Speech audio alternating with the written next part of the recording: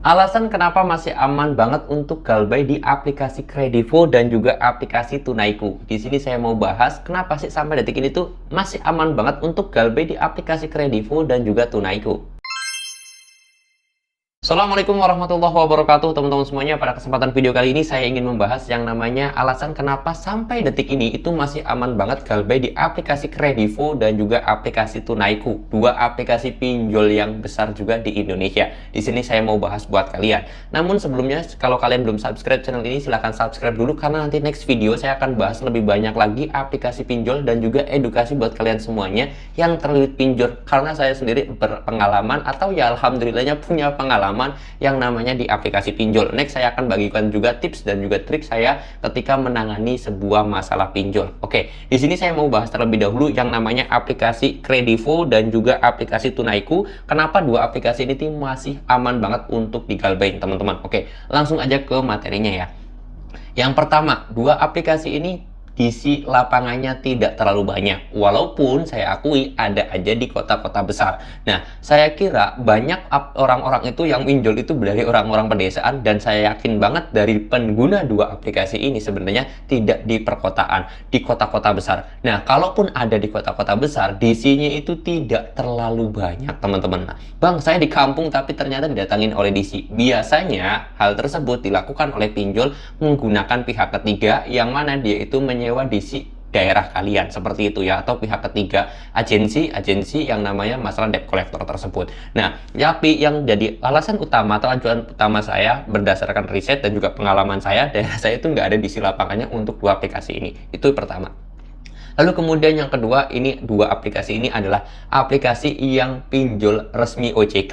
Nah, walaupun aplikasi pinjol yang resmi OJK itu terkadang penagihannya, teror, intimidasinya itu nggak jauh beda dengan aplikasi pinjol yang ilegal. Bahkan bisa parah-parah banget. Hanya aja terkadang di si pinjol resmi itu nggak berani menyebutkan nama aplikasi karena takut dikasuskan atau diviralkan, yang mana nanti berakibat atau berujung aplikasi tersebut dicabut izinnya oleh OJK.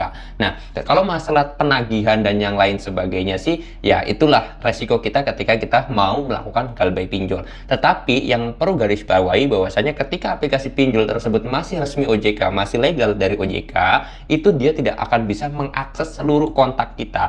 Nah, ketika hal ini bisa diakses, itu udah namanya pinjol ilegal. Kenapa ya? Nanti sebar datanya itu dari semua kontak HP kita. Makanya pinjol ilegal ini yang menyebarkan data ini sebenarnya tidak bakal jadi resmi ya, teman-teman. Nah, apa sih untungnya? Ya untungnya kita aman, nggak bakal ada yang tahu ke kontak-kontak yang ada di HP kita. Nah, kalau yang ilegal itu bahayanya kadang-kadang itu foto muka kita diedit menjadi foto orang telanjang, dan itu nanti disebarluaskan ke kontak yang ada di HP kita. Itu bahayanya pinjol ilegal. Tetapi kalau pinjol yang resmi OJK itu tidak mungkin melakukan hal itu.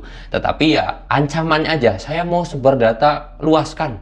Data kamu akan saya share ke kontak kamu. Padahal pinjol tersebut sebenarnya tidak memiliki akses kontak ke HP kita. Kalau ada teror semacam itu, ancaman seperti itu, kalian gak usah ladenin, kalian langsung blokir aja, kalian langsung hapus aja chatnya, karena hal tersebut sebenarnya nggak bakalan bisa terjadi juga. Itu yang kedua, karena aplikasi tersebut adalah aplikasi yang resmi OJK. Lalu kemudian yang ketiga adalah masalah denda dan juga bunganya, itu sudah diatur oleh undang-undang. Jadi kalau kita minjem di aplikasi pinjol resmi OJK, itu bunganya ya nggak bakalan lebih dari 100% atau 2 kali lipatnya bunga dan dendanya itu ya, teman-teman. Jadi kalau kita misalkan pinjam nih 5 juta, 10 tahun kita galbay, nggak bayar-bayar, itu dendanya maksimal itu 10 juta yang harus kita bayarkan. Dan itu pun boleh dinegosiasikan dengan pihak pinjolnya. Saya mau bayar tapi bayarnya cuma 6 juta aja gitu. Karena pokoknya 5 juta, denda dan bunganya itu tersebut bisa dinegosiasikan. Itulah enaknya kita, amannya kita galbay di aplikasi pinjol resmi OJK. Seperti itu ya, teman-teman ya. Jadi jangan pernah teman-teman itu takut melakukan galbay di dua aplikasi ini, karena kalau misalkan kalian itu takut, kalian itu melakukan gali lubang tutup lubang, hal itu sangat parah banget. Itu lebih bahaya daripada kalian itu biarkan aja bunganya sampai 100%. Nah, kenapa kok saya menyarankan seperti itu?